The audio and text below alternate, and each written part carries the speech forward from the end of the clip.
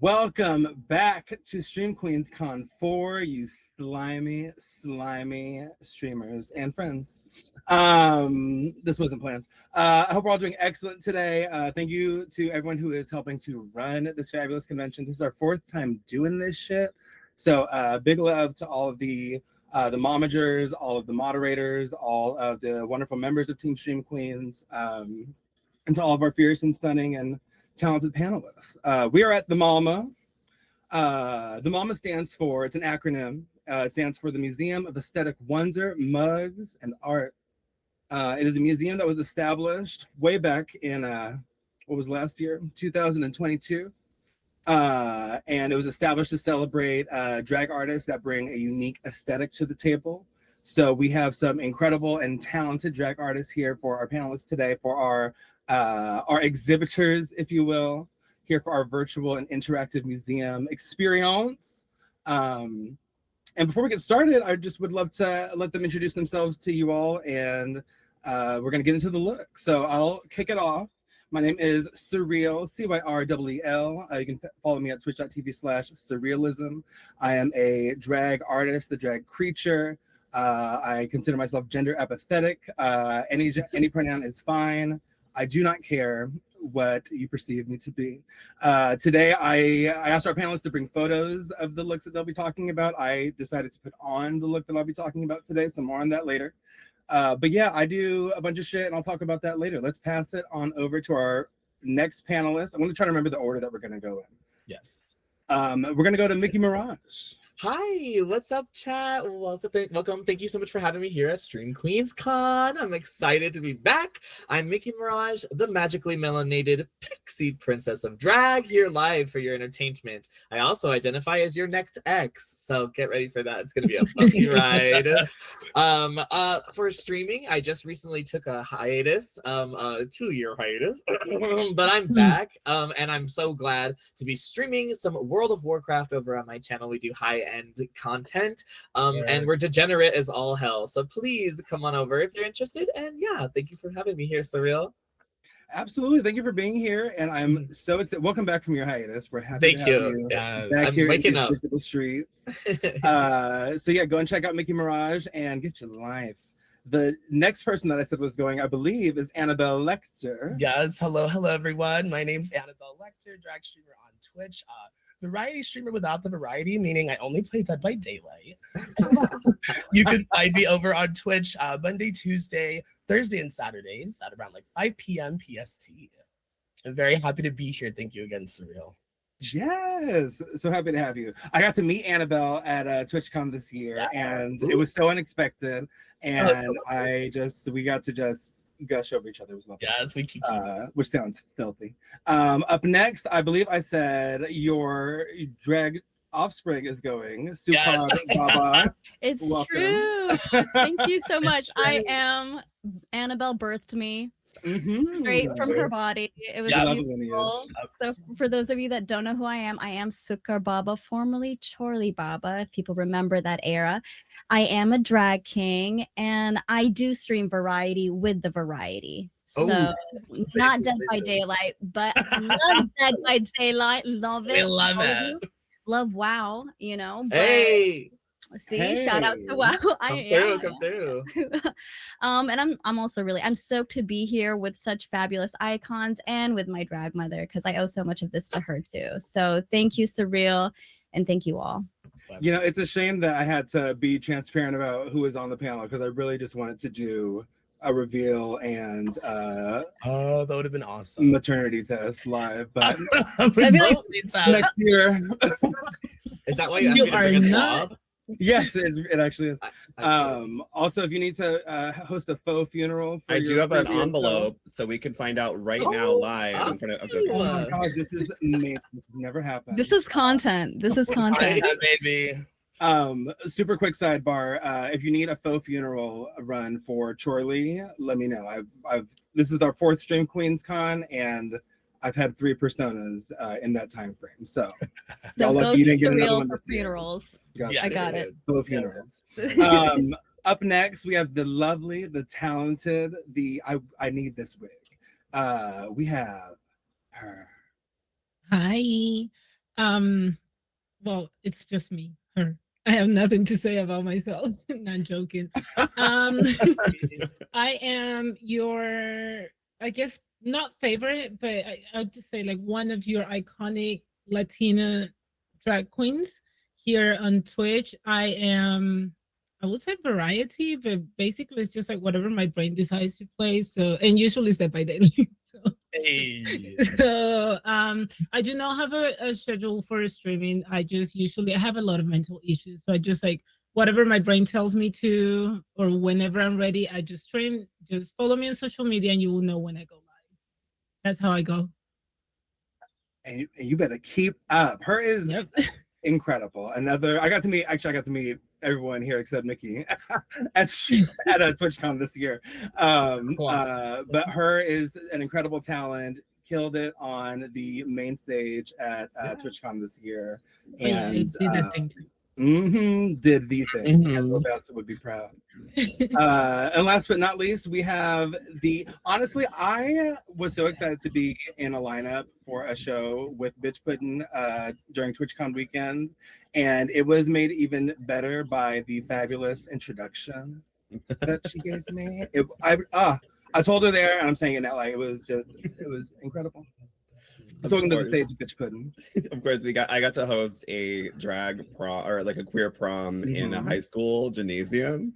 Wow. And it was kind of really cool. Anyway, hi, I'm Bitch Pudding. I won Dragula season 2, and we'll be talking about one of my looks on Dragula today. So if you're here about that Dragula tea, honey, I have some tea for you. But I'm super excited to be part of this panel, MAWMA, because actually, fun fact, Laganja Stranja did lend me a bunch of her drag to be on Dragula. So kind of iconic, kind of MAWMA. So I'm really excited to be here and talk about drag. I hosted the drag showcase last year, and I was one of the faces of TwitchCon this year, which was kind of wild, kind of insane. Felt like the face of TwitchCon. Oh yeah, which as like an open and proud like queer person, non-binary person, as well as a fucking drag queen, being the face of a tech company was pretty insane. But without any further ado, we're here with my fellow siblings for Stream Queens Con 4, and I'm excited to kick off the weekend this morning with this fabulous panel, and I can't wait to see all the looks that we're going to be looking at today. It is going down basement. All right, y'all, let's get into it. For the chat, just know this. We're going to start going down the line. Yeah, that was real smooth. We're going to start going down the line. Everyone's going to be bringing a look to the digital stage to talk about. We will be taking one chat question for each drag artist on stage. So feel free to drop those in as the drag artist is talking about their look.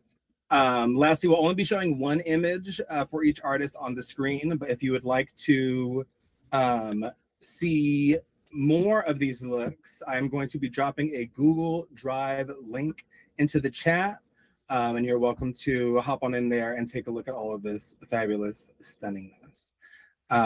So without further ado, we're going to go ahead and get it started with Mickey Mirage, and we're going to, we have our verbal cue coming in. MAWMA. MAWMA. MAWMA. Oh, it's me.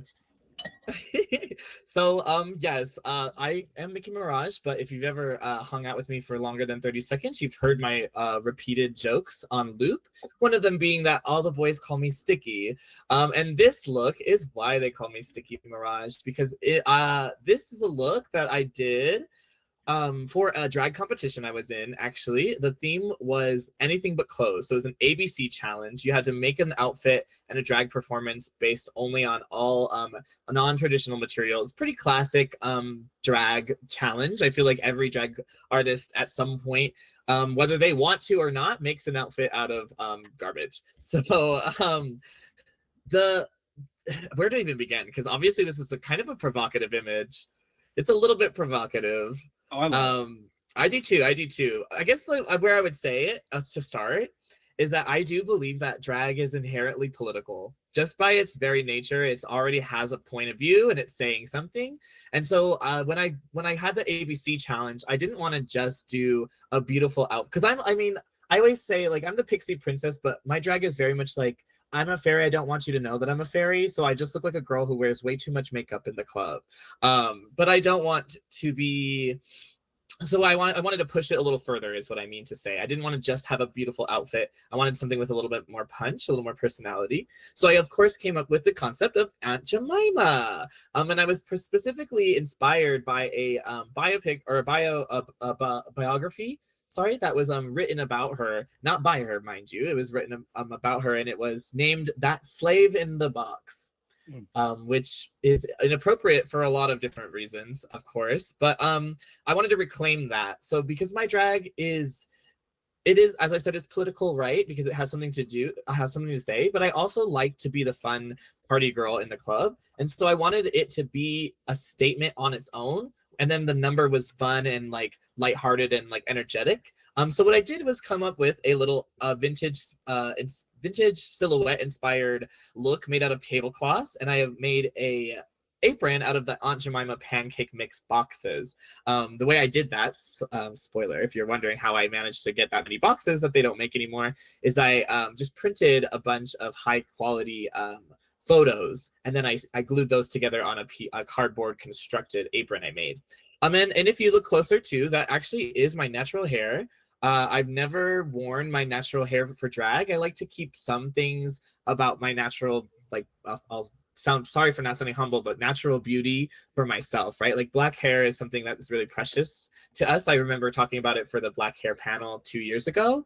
And so I really, really, really rarely use my actual natural afro hair for drag, but it just felt appropriate as I was honoring Miss Jemima here. So we can't show it on stream, but this is actually a burlesque act. And I come out in a box that says That Slave in the Box. I lip sync from behind the box. I'm frying up pancakes behind it with a little frying pan. But then eventually I reclaim it and I ripped off the slave to say bitch. So it was that bitch in the box. And I step out from behind the box and I start taking my clothes off because I'm a fun time goddamn girl. The big showcase at the very end of this look, which we cannot show on stream unfortunately due to TOS, is that I actually have magnetic pancake pasties that I fry up on stage, and then I place on, rip off all my garments, and I douse myself from head to toe in maple syrup, as just a little, like, as if you didn't get the joke, ding, here's some syrup for it. So, and they actually were real pancakes. I could take them on and off. I could spin them, and I could take a bite and put them back on. So that was quite fun. Yeah, I think that's pretty much all I have to say about the look. Yes. Yeah, what do you guys think? What a bad bitch. Like, honestly iconic. To take this imagery, which is, Aunt Jemima is so powerful in the Black community, like, for what she represents. And there's a lot of media that that performs blackface or create slave characters as caricatures, right? And to just fucking shut that down and to look good doing it. It's so tongue in cheek. You look like a bad bitch. Yeah, and I really wanted to highlight that, because a lot of times when we do talk about these Black stereotypes, or the what is it, mammy, I believe is the term for it, like that mammy stereotype character, even when we're commenting on it, we still tend to pull dowdy. And I was like, why don't I instead just be very glamorous, very chic, and very I'm hot and I'm feeling hot, rather than and so I'm kind of taking reclaiming it or taking ownership of it and then rejecting it. So I'm glad that you guys like that. It was honestly to this day the number in drag I'm most proud of, because I executed it all well, because you guys know everything, not everything goes perfectly in drag, and when the stars do align and it comes out as you intended it to, it's thank you. Yeah, I don't really know if I have much more to say about this. If you're curious, the songs I did, I actually used some Ash Nico tracks. She has a song called Sass Pancakes, which is fun. But then I ended with Pancake with Jaded, featuring Ash Nico, which is just a nice, fun, stump around little club beat.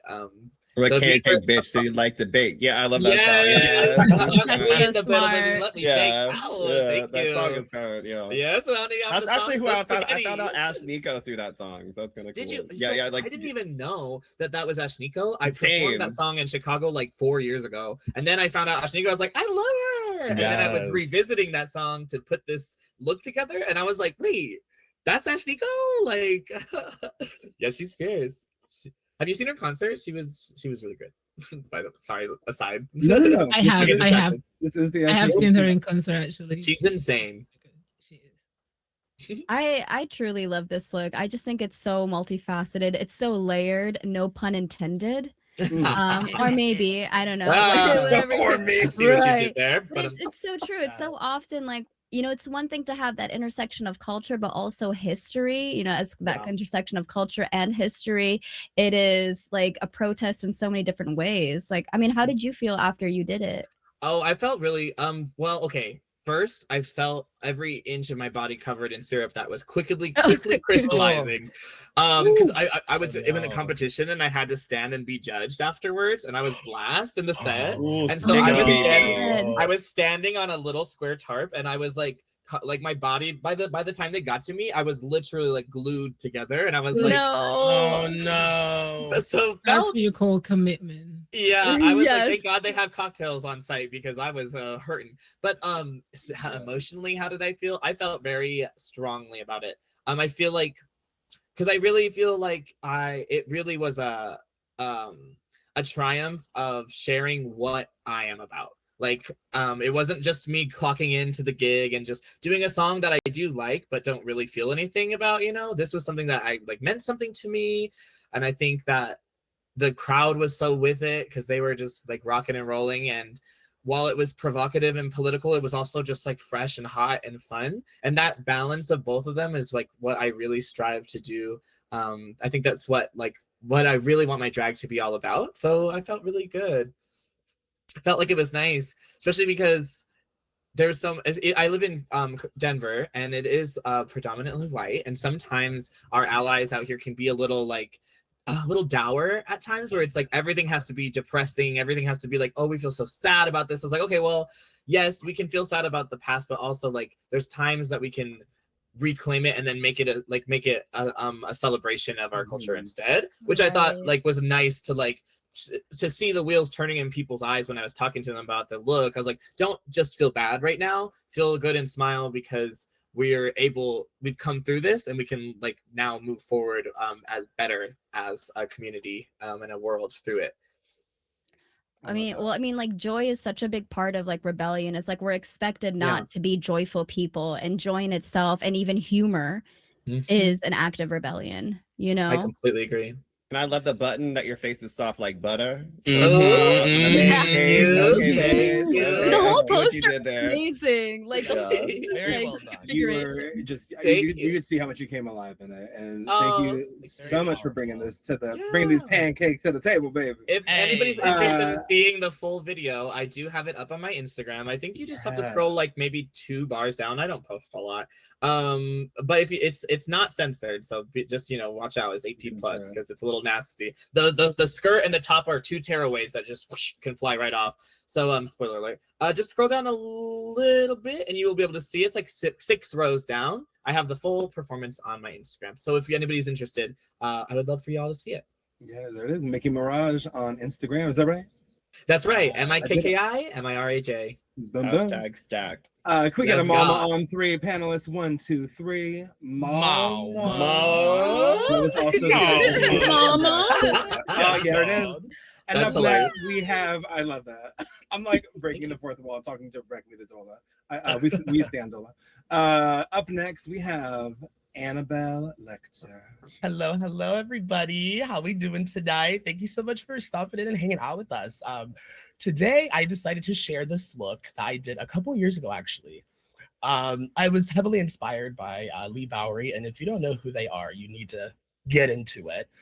Fashion icon from the club kid scene, like late 80s, early 90s. Just immaculate. I love like the Tranimal look as well with the face masks. So the thing with this is I did have a BDSM mask laying around, so I kind of used that as the template for the mask that I'm wearing in there. But I did make it all myself. I went to Santee Alley, baby. If you know, you know. Got a bunch of fabric, sewed this bad boy up. Got butterflies from Amazon.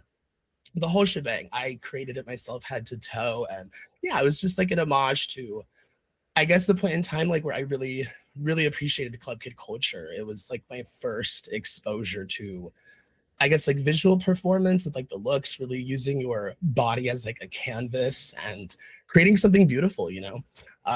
Normally my focus point when I do drag is my face. I love to paint. So it was really weird to not do much makeup, just slap some lashes on, do my lips, and then let the outfit speak for itself, you know. But yeah, this is definitely one of my favorite looks. Very proud of it. I did wear this to TwitchCon San Diego, so it felt really good to finally like take it out. Because again, it was made right before the pandemic started, so I never got to take it out. So it was nice to finally show that around. It felt good. I felt pussy. It was everything. So yeah, this is. I just realized that was you. Like we actually met in San Diego, but I didn't know that was you. Yes. Please, a lot of people said that. They were like, "Wait, that was you." I was like, "Yes, girl." I just realized that was you. That's okay. so funny. Oh my goodness. This piece really is stunning in person though, because with your height, you know, you just it's so gorgeous even with the hat. What was the hardest part of the craftsmanship, Annabelle? Ooh, I'm curious personally. Making the sleeves honestly was really hard. Having to like hem them, make them droop down, because at first I wasn't gonna have sleeves like that. They were just gonna be regular sleeves. And I just had a bunch of extra fabric because in Santee Alley you get like a yard for $1, baby. It's a great deal. Santee Great Alley. deal. Yes, shout out to Santee Alley, baby, drag queen's best friend. And honestly, like the gluing of the butterflies, and you can't really tell, but I went in really detailing with like the rhinestones. There were a lot of rhinestones on this outfit. Didn't translate too much on the picture, but in person, oh, it is sparkly. But yeah, that was probably the hardest part was the sleeves and just like the patience of gluing shit on, because that takes the longest time, truthfully. Yeah, and the mask too, because I'd never made a mask before. And I was like, how the hell do I even begin? And so I just used the mask that I had lying around as like my little template. And then yeah, we slapped her on it. That's how this look came about. Did you get the butterflies from Santee too, or you got them? No, I got those from Amazon. Oh, fierce. Okay, yeah, cool. yeah, they're really cheap. I just glued them on E6000. Yes, I did wear a mask, and if you use E6000, wear a mask, bestie, because you will get. True. Yeah, it's gonna mess you up. It's gonna mess you up. So, Also, yeah. Are you a self-taught seamstress or? No, actually. So I did have a friend. Back when I was doing drag in the Bay, like performing and stuff, my friend Kylie Gabor, which y'all know them, the Queen of Apex. They did teach me how to sew. I taught them how to do makeup, and we were just like a powerhouse. We lived together for a moment. We were just knocking out outfits, doing looks. And yeah, so I do owe my sewing, everything I know to Kylie, because they definitely did teach me how to do this. And yeah, it was a lot of practice. It was really hard, but it was fun. It was a fun learning experience. I never have done anything like that since, truthfully. And I want to get back into it. I do miss sewing. Yeah, you have a knack. That's gorgeously made. Thank you so much. I appreciate it. I made the nails too, nail gloves, everything. Stone those. Like it was a long process, but I'm very, very proud. It paid off. I really love the nod to Lee Bowery, because I feel like a lot of people don't know the reference or what they are, what they represent. Yeah. They have one of my favorite live performances ever. Go look it up. It's a birthing sequence, and it's probably one of the most gaggy things in drag of all time. Yes. And to be honest, like, it's such a queer icon, and I feel like they don't get enough roses. I remember discovering them through like Tumblr, and then it was like an interview with James St. James. Yes. And that's how I got to discover RIP Tumblr. I feel like Tumblr was a way I found out a lot of queer culture. Yeah. Just through images. I mean, there's spicy content on there for sure, but I never used it for that. I would always like find some, like in my queer adolescence, I found a lot of education, and like it was like a portal into the queer world where things weren't as like, y'all are very lucky right now. There's so much public visibility for queerdom. Yes. I mean, obviously there always can be better, but this is like such a great nod. And I think like people are going to leave today knowing what Lee Bowery is, which is really great. And I love that you used their art and just decided to use this look to showcase it. And I think he would wear this right now. Oh my God, that's very validating. Thank you so much. I fucking love Lee, everything that they like, just all their looks, iconic. It was just so unconventional. Even like back then, it was still like crazy, even though like doing drag back then was crazy. they were like they were on the outside. news, Yeah. bitch. You don't understand. Yeah, Like, literally. She did like a whole thing about like, and then Lee was like, "Oh, we're gonna go to tea time. I'm wearing this Yes. casually," and it's like a full Yeah. sequence like face mask. Yes. Like, Yes. bitches Oh, she was were iconic. gags, honey. Yeah. Gags. She let him And, have that yeah, for sure. I just love the way they would explain things too. Like, Yeah. just the way they would talk about their outfit. Like, you know, I was going through a glossy magazine and found inspiration for this. Yeah. story. I just love the way they like spoke. Just Just a so queen. The Yeah. entire Yeah. process is glamour.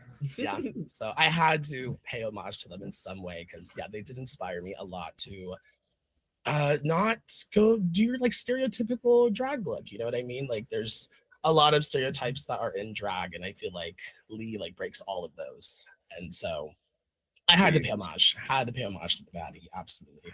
And it's something that I don't normally do either. So it was nice. It was fun stepping out of my comfort zone. I did learn a lot. Like I need to be more patient because sewing. Ooh, if you've been there, you've been there. You know, the sewing needle gets caught.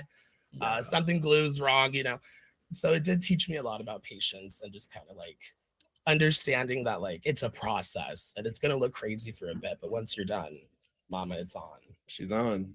Yeah.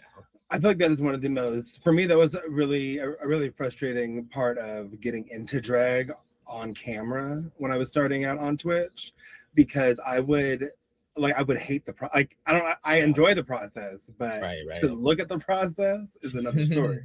Definitely. So it Thing always, the sausage is made. Yeah. Literally. The process, so yeah, it much can get respect tiring. to working through that. Yeah, definitely. No, it was fun. I definitely want to get back into it, start creating some more crazy looks. I think I have the mug down, so I think it's time to start sewing a little more. Now you can cover the mug. Exactly. Where's the more masks? But I will say, like, this look really is like a culmination of like a lot of things that you hold dear to you, because yeah, you like kind of learned the craft with someone, then you have an artistic inspiration. I also think the butterflies, like, you know, the significance they hold to you, just to have this kind of be the first garment you make and to incorporate that, you know. That's true. The butterflies were kind of also an homage to my mother. I did lose her in 2019, and her favorite thing was butterflies. She loved butterflies, had butterfly tattoos. So I'm like, you know what? We're gonna slap on a bunch of butterflies. She was like my biggest fan, my champion, my cheerleader. So I had to do this for her as well. That's beautiful. Yeah. It's like she's covering you in the butterflies and she's literally lifting you, you know? Exactly.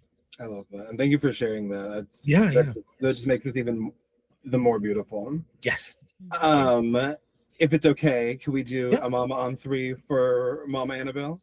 Let's do it. Yes. 1, 2, 3. Mama. Thank you. I love it. And up next, we arrive at Sukar Baba, one of our newest members of Team Stream Queen. It's true. I am the new kid. But I'm so.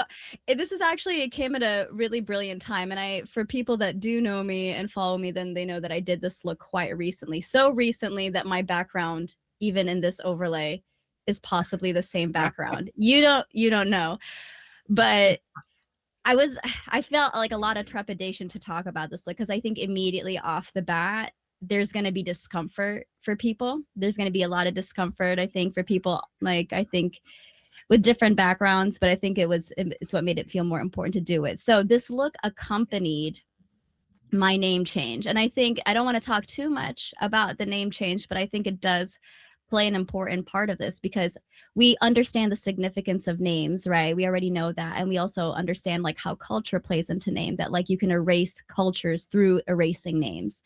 And I think you guys are all aware of kind of the pink washing, right? I see a lot of everyone's like popping off with the running emotes. I love you guys. But we're aware, like we're cognizant now. We're more cognizant now of pink washing. And for people that don't understand what pink washing is, it's just this like kind of assumption that like Western colonization serves the LGBT by basically making it safer for them. So people in the eastern part of the world are not inherently queer. It's like a Western concept. And pink washing is reinforced by people on the East too. So it's like, for me to keep myself safe, I'm better off picking a name that won't expose that part of my identity and that part of my culture. Like, and for context, for those of you that don't know, I was born and raised in Kuwait. I'm fully Arab. I moved here when I was 17, 18. So I was very cognizant when I like moved here that I was like, I'm definitely trying to assimilate, you know? And when my last name, Charlie Swoon, I was Charlie Swoon because I was like cosplaying as Charlie Swan from Twilight. That was what that was. You guys can definitely find me on Twitter. I was that bitch. It is good. I know what you are. You have to say it out loud. God. And it was so good for what it was. I even used to like, but as I started doing drag more seriously, I was like, okay, let me just like change my last name Baba for like father, because then I'm still like fulfilling that dad stereotype. But eventually I was like, no, this is just like not right. And I even asked my mom to give me a name. I was like, you know, Mama, what would go well with this? Which is also a big part of why this look matters to me. Firstly, my mom gave me the name Sukkar because she thought it would be funny, because Sukkar is sugar in Arabic. It's very similar to Spanish. Yeah. Sukkar Baba, right? My mom is funny. She's funny. That is funny. It's funny. Mama cleared. She really did. And she also gave me that bisht that I'm wearing, which is the black cloak, right? It's the black cover. She also gave me every single garment. So all of this stuff, my mom handpicked it. My mom gave it to me the same way my mom gave me my name. And it's just, so for me, it's interesting because normally this outfit would be given to you by your father.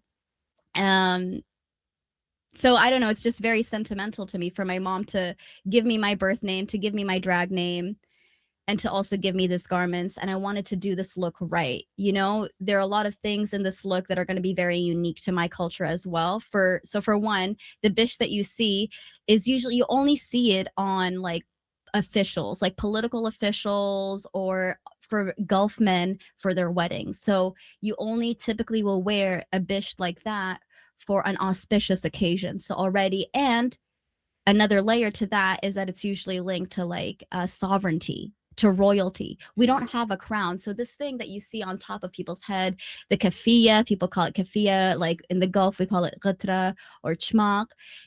This isn't a signifier of like royalty or status at all. It's really like its origin is to combat the heat of the desert and to also cover your face from the sand. So that's the true origin of it. However, the bisht is actually how you would recognize sovereignty, which is really interesting, right? Because in the West, it's always up here. So for me, I wanted to give myself that sovereignty. I also wanted to claim it for myself. My grandfather was given a sheikhdom because of his contribution to education, but no one from my family has a claim to that. So it kind of felt powerful to give myself that.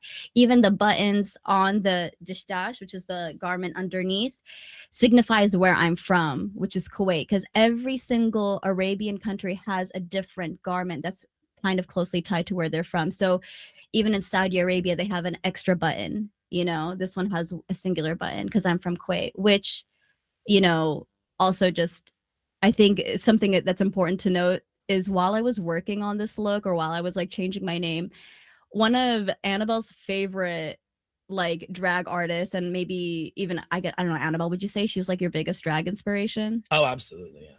Yeah. Yeah. So if you guys are familiar with Arabia Felix, sorry, this is like a bit of a tangent, but I was just also very inspired by her, even though she no longer does drag, you know, but we had hunted down some photos and she's already really good at incorporating Arabian looks into her look. What I didn't know was that she was also from Kuwait. And that also inspired me a lot because I was like, wow, she kind of took ownership of these looks. She incorporated it into her drag 7 years ago in Kuwait. And I'm feeling, you know, why should I be hesitant to do that outside? Yeah. Do you know what I mean? But because this is not just like a rebellion against Western customs. What this is also a rebellion against Eastern customs, against like the patriarchy that exists within the Middle East. I'm not allowed to wear these garments. I'll never be allowed to wear these garments. Legally, my father still owns me. I know it's heavy. It's okay. It's okay. It's okay. Like, but it's true. So it's like, it's very, nothing is more blasphemous than a woman pretending to be a man and trying to claim masculinity.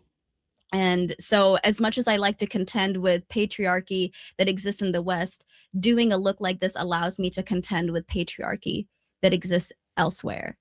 Okay. So that's what this look was for me. It was like both an homage and a rebellion, both to Western standards and to non-Western standards, because the intersection makes people on both ends uncomfortable. I think that's that's what people don't get about.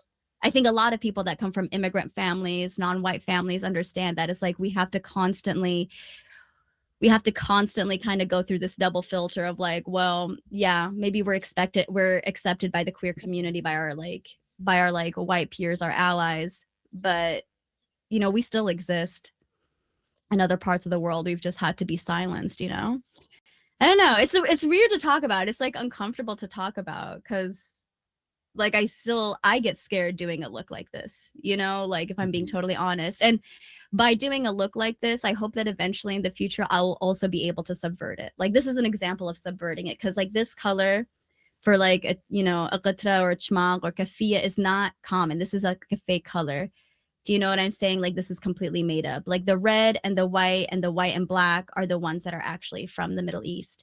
So this is like a example of kind of subverting the look and kind of growing on it, which I'm excited to do, because I think that's what it means to queer something, is to make it different. And I'm allowed to queer it. Yeah, you know what I mean? Yes. Exactly. You're so fucking punk rock. I love it. That's what it is. Is that You're like so fucking punk rock? And people forget that like drag is an art form and a protest, and art doesn't have to be comfortable. Art doesn't have to be comforting or warm. Like and this still is those things for you. I get the sense, but like I feel like you're also talking about the other side of it, where like there's the concern around literally putting it on and getting on your platform. Yeah. And that's real. Yeah. You don't want, because a lot of people, especially the red qatra, this one that you see, people associate it, like it's been co-opted by extremism, Wahhabism. Like I don't want to get too deep into that because but there's a reason it makes people uncomfortable, but it's still like it's a big Arab symbol. Hey, this is like one of the most beautiful pieces of art I've ever seen. So like I think this is such a powerful piece, and thank you for sharing this with everybody. And I'm just now discovering who you are, and now I'm like a huge fan. Yes. My question, I've just always been curious, is the red and white, like is there a point of significance culturally why that's the one that always used? Because I've always seen that as a pattern throughout media. I just never knew the reference. Like I obviously explained like the importance of the headpiece, but I don't know why the red and white specifically was chosen originally as like the main fabric. Well, it's kind of funny. So it's like it's a little layered because there is like a national like identity with it, predominantly Jordanian, which is interesting. But like the Jordanian royal family, you would kind of recognize as the OG Arabian royal family. So there's Jordanian nationalism associated. However, in the Gulf, we usually associate the color red with like the red of the sand. I don't know. This is what they said. Who knows if it? Right. Usually, you would wear the red one in winter because the fabric of the red is like a little bit heavier. You would wear the white during the day. The kafia, the black and white kafia, however, which you would see associated with Palestinians mostly, was popularized by Yasser Arafat, who was the leader of the PLO. So he made that. So when you see that's why I also I don't like to wear the white and black kafia, because I feel like it belongs to the Palestinians. It's their right, and so. Understood, yeah.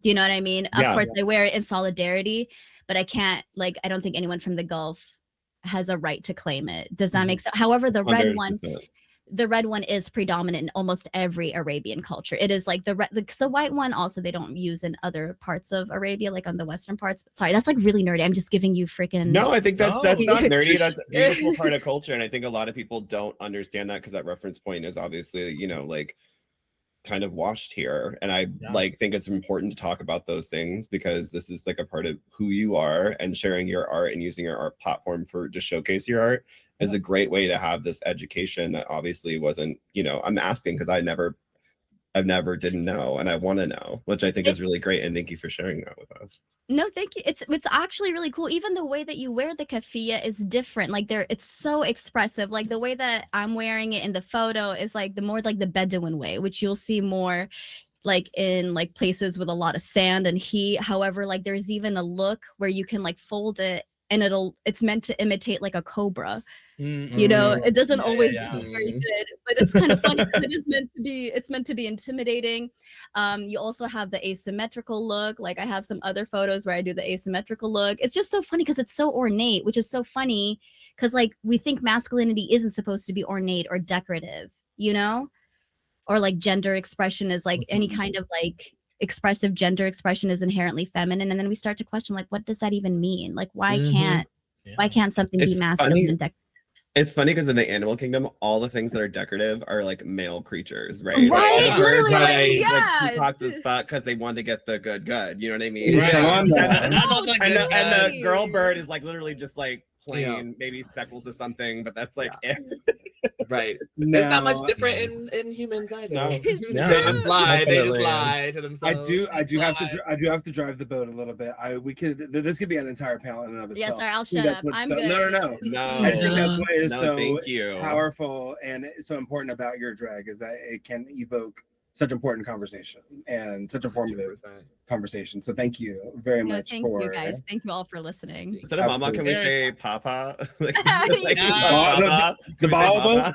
The Baobab. Baobab. Yes. 1, 2, 3. Baobab. So Also, if you're adopting, just let me know. Oh, Come on. Just like a random question, just random thought came across my head. let's have a conversation. While we ponder parenthood and adoption, we're gonna move it left and right along to our next artiste, her Hermaphrodita. With this look, I wanted to be a little bit more about like the art of doing drag on Twitch, which is more focused on like the makeup or the way I do it. It's more like if you see me in person, I'm gonna put in a full look or something that I made. But when I go like to Twitch, I want to focus on like my makeup being like being the look, you know. So for this panel specifically, I chose this picture because I was like, oh, honestly, because it's one of the pictures that I don't hate recently. Because I have this thing that sometimes I finish my makeup and I take a picture and I'm like, oh my God, that was such a slave. But then after a few days, I usually hate it. And I know it's more of like my own self hate, I would say, but this is one of the pictures that I still love and like what I did here. But yeah, so in like my streams, I like to do my makeup on stream because I like to show the process of my transformation. It's very important for me as a cisgender woman when I do like as a drag queen because a lot of people like kind of deny my dragness by saying like you just wearing a lot of makeup. And I'm like, it's more than that. So I like to show the process of like I look nothing like this, like out of drag. So I like to show this process of like transforming myself into her. Um Usually my makeup and everything is just focused on my eyes. I don't know if you notice also in my makeup today, it's all about we were having this conversation. Like my inspiration for my makeup is face tape. Like I want to look as lifted as possible as it could be. Like I when also because I don't know if you notice when people are taking pictures of their makeup or when they like, oh, I want to look very fierce, they usually like pull their face back like whenever they're posting, people are always posting like this or something like that. And I want my makeup to look like that without having to do that. Like without having to pull my face. Um so usually my makeup is all about like the eyes and like doing some graphic stuff, using I don't know. I use a lot of products, even though sometimes it looks like I don't have much makeup or like my face doesn't have a lot of makeup, but you'll be amazed the amount of foundation that goes into my face. It's insane. But yeah, I wanted to like talk more in the makeup side of the look and like how hard it is also like as a black person to find the right colors, like the right foundation, the right things. Like there's so few products that actually work for people of color. And that's why I also like on my stream to like talk about it's kind of like a review, but I like talk about the products that I'm using because it's like this is something that actually works, or this is something that I want other people of color to try because it works. Um, and because it's important to show like brands that are working on like foundation for everyone, or like for some blushes that because like blush, it might sound very crazy, but blush doesn't work for every person. Like blush Yeah. looks so weird sometimes. Whenever you like in a person of color, when you want like sometimes I want to do a very light pink color that it's very common in like white people, like that soft Barbie blush. And me personally, it's so hard to pull off because it's never paying off. Like it's very hard to find that color, or when I want to go for like a soft pink, my skin tone makes it look a little bit more like dark and stuff. So I like the whole process of getting to that. And again, that's why I wanted to show this picture just like based on my makeup. What I'm wearing doesn't matter, it's just a t-shirt. Um, but it's more like the process of making sure that everything works for my skin complexion. It goes beyond you. Like, of course, I have years of practice with my makeup now. I've been doing drag for like how many years? I don't I don't do math. I'm gay. I don't do math. And that's on gay math. And you that's know? on gay math. Yeah. Yeah, I have a few years. I don't know what a few is, but more than two, something like that. But yeah, I've been through like a lot of.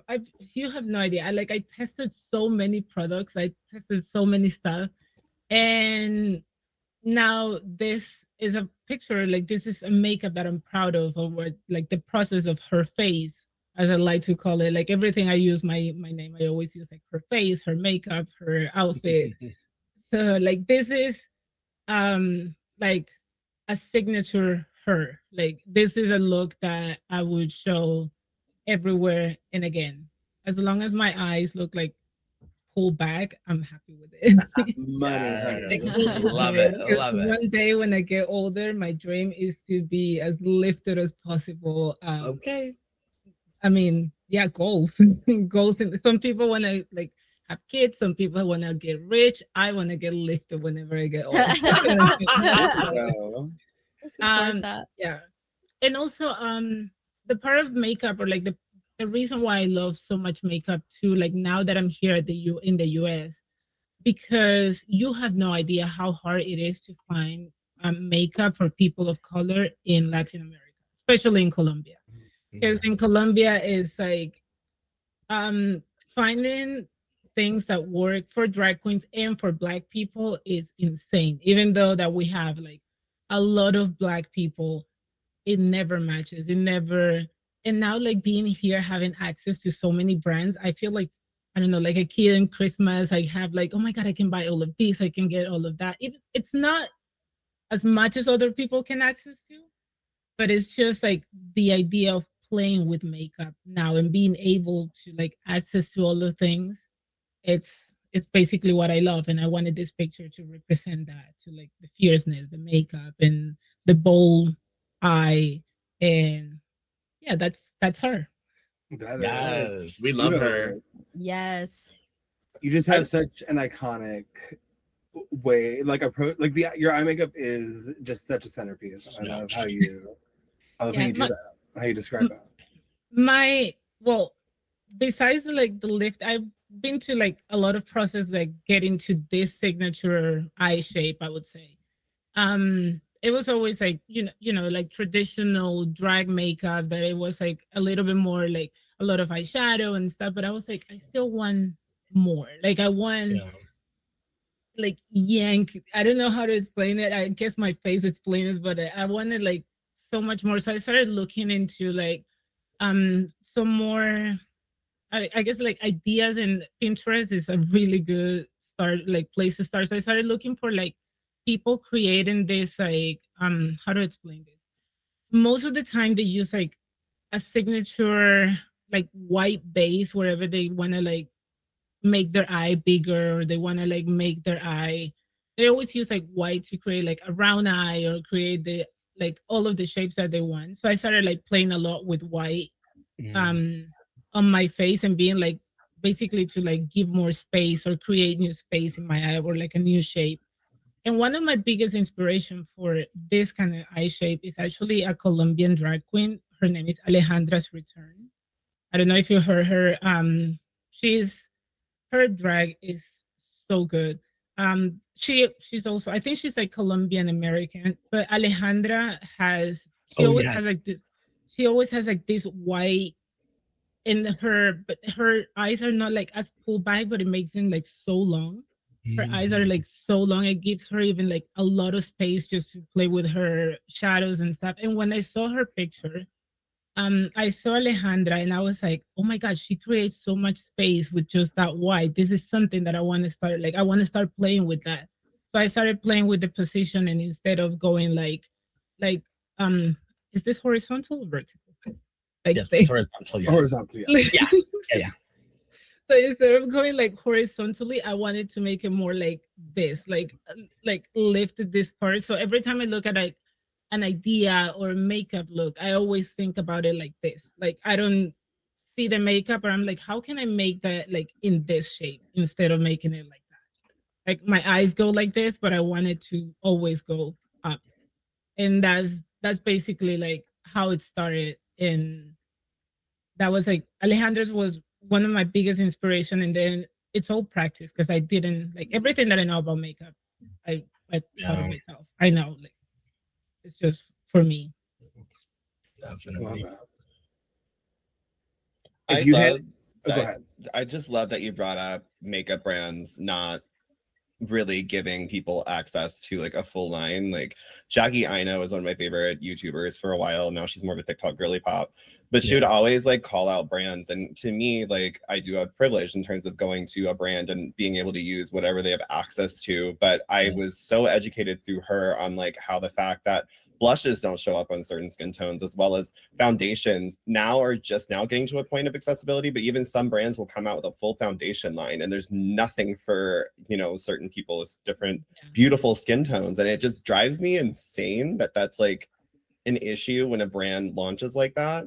ColourPop is in 2023 huge problem with their eyeshadows is like, you know, certain eyeshadows just don't show up in certain skin tones, and it's annoying that they'll launch like a Sailor Moon line.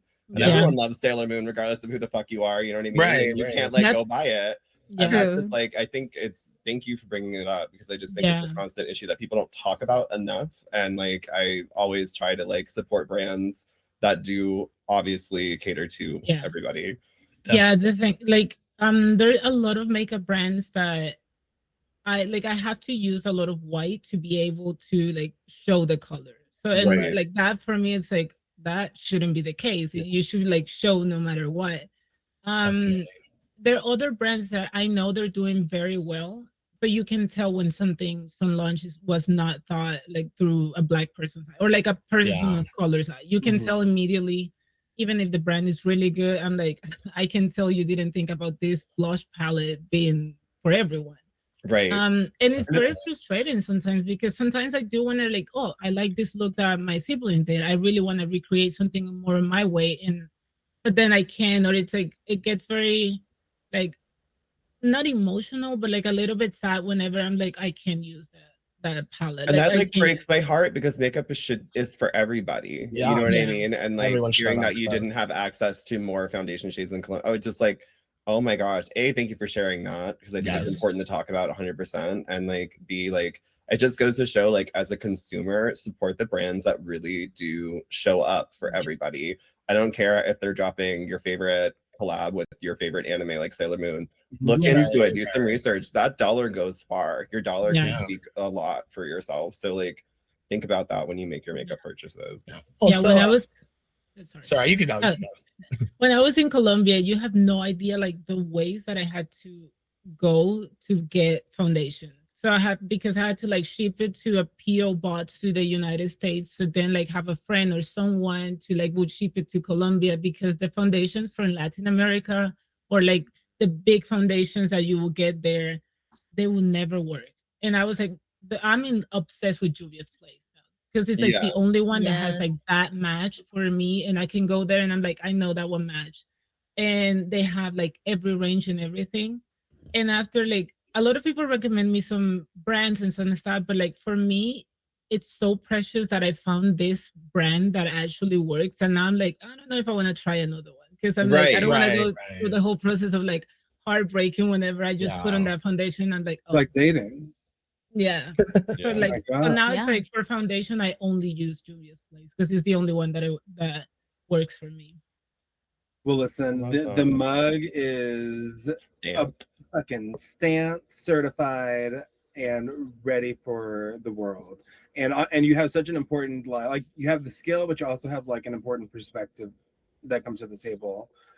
So y'all better be pulling up to twitch.tv/hermaphrodita to acquire your existence, get your life. And I love how you just put the season into hermaphrodita when you say it. I love it. You know I'm a good. I love that. Hermaphrodita. Hermaphrodita. So thank you so much for sharing your drag here today at the MAWMA. We get a MAWMA entree for her. 1, 2, 3. MAWMA. Lovely. Up next, we have the stunning, the slay. I want to remind everybody we do have all of these additional images from each artist in this Google Drive link. Feel free to go check them out. And that includes our next artiste, Bitch Pud. I'm just casually enjoying, the holiday season. I just left the Lifetime Hallmark original movie set, and we're just drinking coffee. I love the duality of your camera feed in this image. Oh, it's so great. The two genders. Two genders, y'all. Just two this look, for those who don't know, is from Boulay Brothers Dragula season 2 finale. I tried early on in the competition to serve horror, and it was to my detriment because I wasn't staying true to my character.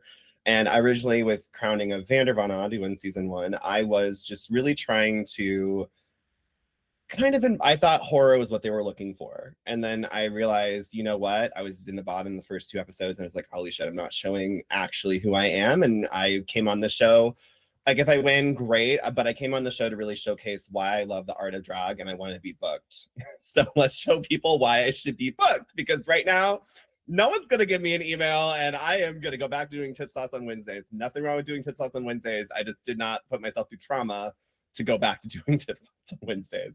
So throughout the competition, I got to show all aspects of myself. But when we got to the finale, I wanted to showcase something that meant true to my heart. And my original idea was that I was a bitch that went through hell, and I wanted to actually be a Resident Evil Doberman. So I bought the red eye, because if you look at the art for original Resident Evil, when you saw the Doberman, it had like a really glaring red eye. And these were actually bike lights that I bought near Santee Alley at a random store. And I didn't realize how like strong they were until I got home and put the batteries in. And I was like, oh, bitch, this is kind of a moment. And, we were making the costume. As we were making the costume, shout out to Pinche and my friend Mag, we were like working on it. Season 2 was completely different than seasons now post. This is just what season 2 was. Okay, y'all. So I was like working with friends at the last minute to make this happen.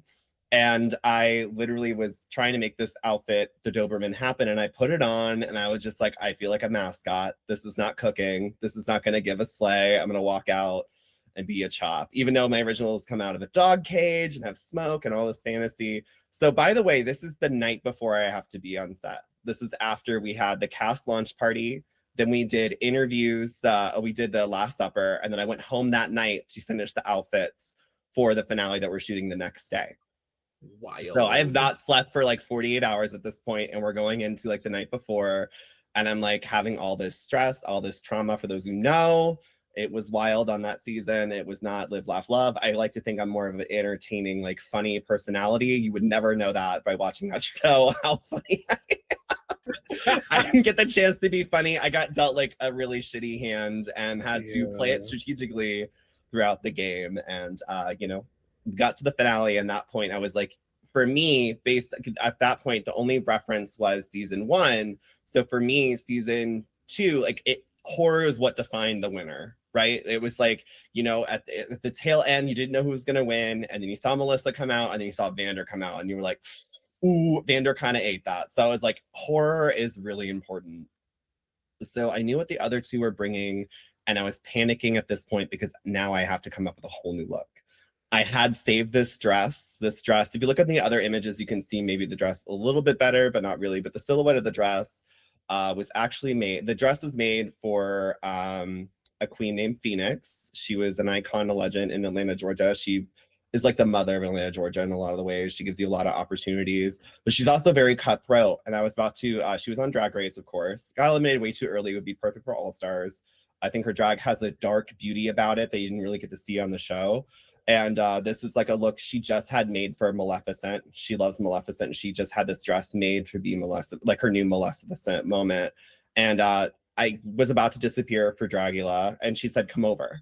And she actually gave me like a really powerful conversation, and really like, thought she thought I was dog shit. And I realized she really thought I was a really great entertainer. And all the years of going through her competitions and like all the gruelingness, I realized it was like a place of love. Every time I got read or like kind of hazed in the Atlanta community, I realized post-mortem, oh my God, they realized they saw something in me. That's why they took the time to read me down. And she said, pick whatever you want. And I was gagged because I'd be like, oh, that looks nice. She's like, take it. She literally, anything I thought that was like gorgeous, she let me take. And I have to thank her so much for that opportunity. And the last thing was this dress, and it was just hung up. She'd not even worn it yet. And I'm like, that dress is gorgeous. She's like, take it.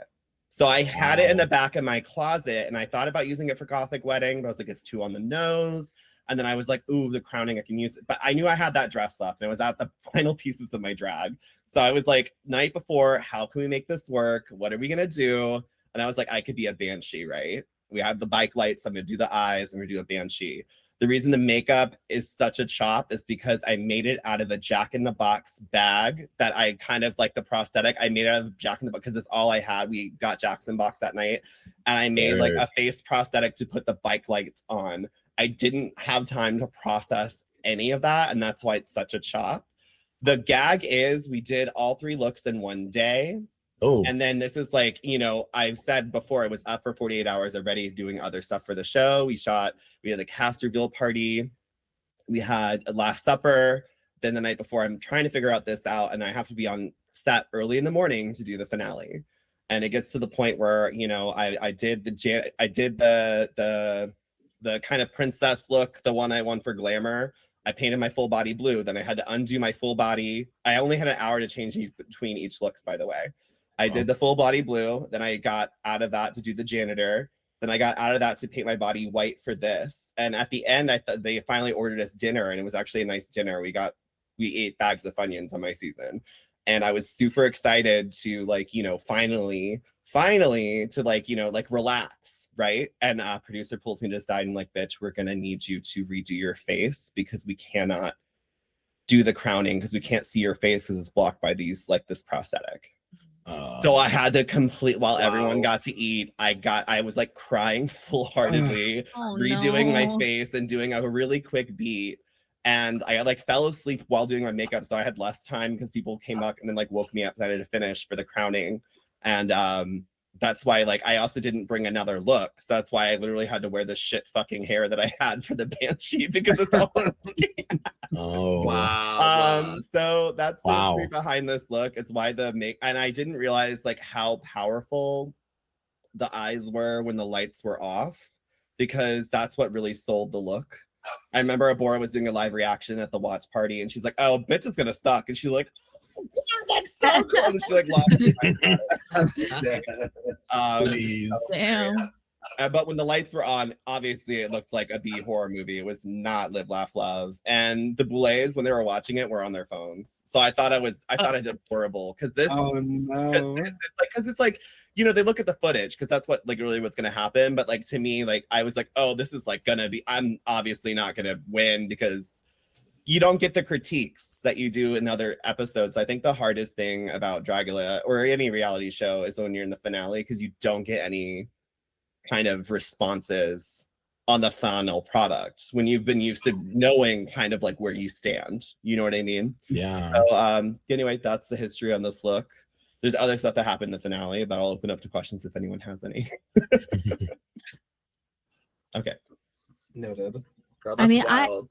I want to say something about this look really quick because I think what's so brilliant, even in this moment, like the picture itself, but while you're moving around earlier on in the floor show, is that you managed to convey drag without actually necessarily needing us to be up close to your makeup. Right. Like just through that silhouette, and I think it's like it's not just the red eyes, like the silhouette from the nails to that, like just your waistline, and then the hair. But how the dress eyes. was see-through too, because of the lights hitting it. Like I didn't realize that power of that silhouette in the moment, because I obviously was like, it was like my backup plan, right? So yeah, it's like really insane. I agree. You couldn't see the look. That's so funny. Like you had no idea what kind of impact. Truly iconic. You were just kind of walking around, but like it is kind of you look like a sleep paralysis demon, but yeah. Oh, it's so like yeah, and like, even if we cover the eyes to this picture, you can still see it and be like, that's drag. Like, Right. that is drag. Yeah. Like immediately you can tell. Yeah. 100. I love that you made the face prosthetic out of Jack in the Box bags. And lace so tag. iconic. To me, The that nails are level Warbla that I cut really long, and they like literally like hurt my fingers. I had to like, I think I had no. it was bad, but yeah, No, but we got that's it like, to work. but that to me is so drag. Like that is like so drag to me. Like making things on the fly and being resourceful and like just making it happen and suffering for the art. Like that to me is just like so pussy. Like you put yourself through an extermination challenge just to, exactly like, survive today. It's insane. and the devil's in the detail. Like that is so cliche to say, but it's like to every like little nail garment, every little, you know what I'm saying? Yeah, Gorgeous. I just wanted And it to paid like off. not go home. Yeah, that's why you want, baby. That's You why did you more want. than just not go home. You didn't go home empty-handed. Yeah, you didn't. But that's to say, I think the reason I chose this look to showcase, there's another moment in my life that I wanted to do before Dragula, but to me, I wanted to pick this because I want to say, like, I went on the show with like maybe like $500 to my name. I was very broke. I was very much a working ghoul. And at the time, something happened with my family, so they weren't really talking to me. So like I had like no resources. I had maybe a daddy I was hooking up with, and I said I was leaving next week, and he's like, "Do you need some money?" And he gave me like $100, but that was literally it. So I want to say, when people get the opportunity to go on a platform, I know a lot of things are based on like, I need to have money. And I think money is an aspect, but I think also like taking the choices, asking to borrow things, and being smart and clever within the box that you have given yourself with the resources you have, you'll be understanding on like how to like go outside the box and make things happen. That's very inspiring. Yeah. And that is a word and a sermon. And bitch, thank you for like being the bitch you are, and like being such like a resource for all of us, and like you've done so much to put drag in this space and in thank you. several spaces like on the map. And you know what we do here is taken more seriously, and a lot of that has to do with your footprint in these streets. So thank you, I appreciate it. And that's what this Hallmark movie is about. Can't wait to see what Santa's Hallmark identity movie. crisis. You think they'll air it on Fox? Yeah, probably. Yeah. It'll be actually, if this was the cast, it'd be the most diverse Hallmark movie ever, because they have a problem with diversity. That does not surprise me. Clock I'd that. love to be But it does Yeah, disappoint me. We have but a few minutes left in this panel, and I'm gonna steal them for myself. So can we get a mama on 3? 1, 2, 3. Mama! I chose to not bring a look that I had previously done for this today. I don't know what my camera quality is giving, but I decided to don this look today. So I made this look out of several of these like Hawk Talon nails that I have. I don't know about this brand, but this is the box. Sick. So I just like took these and prosated them onto my face. In a just all over the place. You can sort of see how many there are with these lights off a little more clearly. But in addition to that, this I just love drag. I just love the process. I used to wake up really early on days when I would stream on the weekend and get into drag with like, you know, I would just smoke a little bowl. I'd put on some music. I'd have some water. And I would just really figure out the process. I had no idea that this was the plan today when I started getting into drag. But that's what I enjoy. Some of my favorite looks that I've done have just been sit down. What can I reach without having to get off my ass? And how can I turn that into a look? So that's what we did today. And yeah. Eating. Slay. How do we feel? Do we You like look it? amazing. Oh, I love it. I I love love the it. materiality of it, you know? Yes. Like I think that's like something that we don't always like talk about is like the actual texture of something. Mhm. You know, like we think about prosthetics, but I'm talking like because it even feels kind of like wood or something, you know, Yeah. the way Yeah. it looks like, you know, like I don't know. You're just Yeah. so abstract. I love it. I imagine like an abstract dragon that like died. Mhm. at Yes, art- Yes.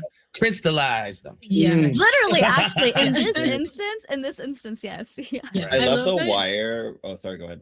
Go ahead. Oh no, I was just gonna say like I love that surreal always goes for like texture and like your Mhm. makeup is always so like I don't know, it's just like even just with lines and stuff and the way you see it, you're like, I love that. I love it. I saw it in person for the first time in Vegas and I was obsessed with it when in the show Yes. for the prom that I was there and your makeup was so good because of the texture. It was like dark, but the fact that you give it like more texture with it, Yes. I'm obsessed always with your makeup and your creativity is so Oh good. yes. A true versatile drag artist. Yeah. I'm obsessed. Everything's am- always different. I am versatile in many ways. Thank you for that. Yeah. I would really quickly Love. say, I was going to mention the wire across the face. I was gonna get say I love these- the wire because like you put like the tool in it and it made like Yeah. kind of a So hairpiece. I smart. live. That's This my is favorite I part. used to get these boxes of like 20 makeup sponges, and they would have like the little makeup sponge holders in there that were just made of like little coiled up wire. And I just fucking Yeah. unwound that and Oh yes. framed it in a way where it'll like just squeeze the shit out of my temples, but we'll be okay. Thank y'all so much. We could talk about everybody's looks for hours. We get a mama on 3. 1, 2, 3. Mama. Back to the cast of it. Thank you so much for everyone for bringing your artistry. We came here to talk about unique looks and approaches to drag, and we talked about so many important things that are important to our cultures, our processes, our identities. I love Stream Queens Con for that reason. Let's so quickly, we're already over time. Let's very quickly run around and just let people know where they can find you. Let's do it. Mickey. All right, I'm Mickey Mirage, the magically melanated pixie princess of drag, and you can find me here on Twitch. I stream throughout the day. We do World of Warcraft, high-end content, rating, all of the things. So please check me out. Hi, and I'm Annabelle Lecter. You can find me at twitch.tv/Annabelle Lecter. We do a lot of Dead by Daylight. And you can also catch me on the Celebracion panel coming up right after this.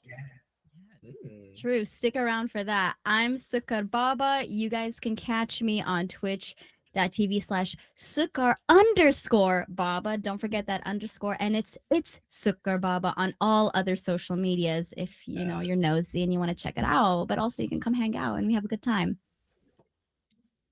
Well, I'm Hermaphrodita, and you can find me in every single platform, like Twitch, Instagram, Twitter, even YouTube, as her_Maphrodita. And yeah, like basically follow me on all the other social medias, you know, when I'm live on Twitch and do some makeup and have some fun. Hi, I'm Bitch Puddin. If you're curious on how I do makeup, I have some amazing tutorials on YouTube, and that's BIQTCHPUDDIN. I stream a lot of fighting games, but right now I just did a stream for Movember, raising money for Movember and playing Metal Gear Solid, the original one on PlayStation. So if you want to continue that fantasy with me and watch this biscuit wig be repurposed into a Solid Snake cosplay, then tune in on Tuesday. I'll be streaming on Tuesday and playing some more Metal Gear Solid. And thank you, Stream Queens, for having me a part of this. I really appreciate it. And shout out to each and every one of you little froggies working behind the scenes and making it happen. Yes. We love you. Thank you, Stream Queens Con. Y'all Love work hard. that. Love Metal Gear Solid. Speaking of Deep Throat, you can catch me at twitch.tv. Hey. Surrealism. I am Yes. surreal. Tales of Arise, Final Fantasy X, and 10-2 are going to be done before the end of the year. Spiral Year of the Dragon, because it's the year of the dragon in 2024. Love you guys so much. We need to leave. We need to get out of here. Yes. This is a music. museum. Bye. See you soon. Thank you for coming. Giving the first episode of Pose.